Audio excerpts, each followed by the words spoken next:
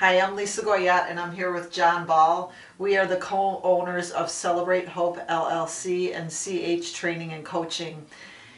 John, for the past couple weeks we've been talking to everyone about what it means to keep ourselves healthy, both mentally and physically, during this pandemic, this surreal time that we find ourselves living in.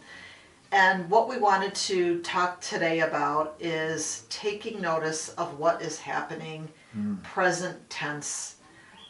Another word for that is the word mindfulness. And that really means that we stop, we pause, we reflect about the sounds that we're hearing, what we're feeling in the moment, what we're thinking in the moment. So really making sure that we are slowing everything down so that we are clearly present tense.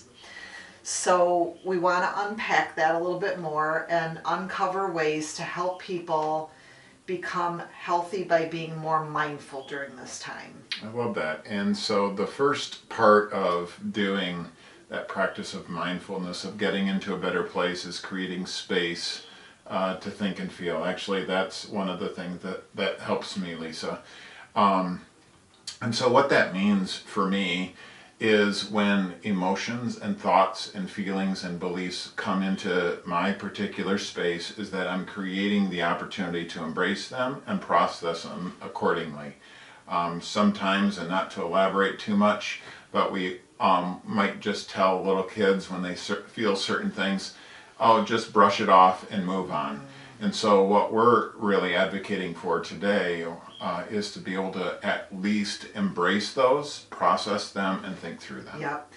And to kind of expand on that a little bit even further, when you mention the word emotions, that's a big part of this, is allowing ourselves to feel exactly what we are feeling in the moment, and not saying that this is a good emotion or this is a bad emotion.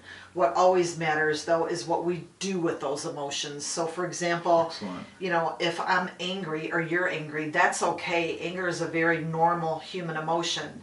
But if we use that anger to hurt someone, then that's not okay. So that's kind of what we mean by normalizing our emotions. Yeah. So, and then the third part of that is not only creating space and then normalizing our emotions, but then finding those places that bring us joy. And so that's been something over the last 3 or 4 weeks as we've been going through this epidemic that I've been spending a lot more time on. A daily commitment to figuring out what is making me feel good today in this particular moment, especially when our emotions are all over the place. Yes.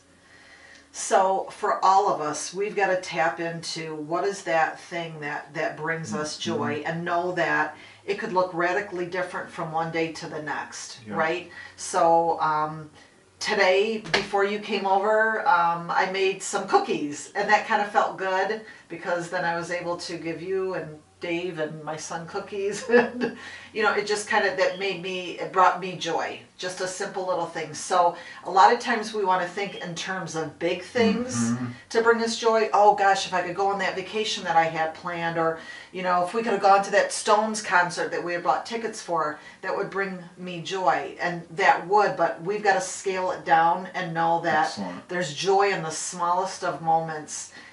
We just got to be willing to receive it. Thank you. That's really helpful. And so as we continue on, we appreciate you being a part of our conversation today, and we look forward to seeing you next week. But do this for us in the coming week. Do something for yourself that makes you feel joy, that brings you to a place of wellness, and makes you feel good about the life that you're living in the moment.